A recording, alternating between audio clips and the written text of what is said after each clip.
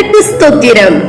இன்றைய நாளுக்கான பரிசுத்த வேதாகம வசனம், குருத்தோலைகளை பிடித்துக்கொண்டு அவருக்கு எதிர்கொண்டு போகும்படி புறப்பட்டு, ஓசன்னா, கர்த்தருடைய நாமத்தினாலே வருகிற இஸ்ரவேலின் ராஜா ஸ்தோத்திரிக்கப்பட்டவர் என்று ஆர்ப்பரித்தார்கள். ஓசன்னா பாடுவோம், இயேசுவின் தாசரே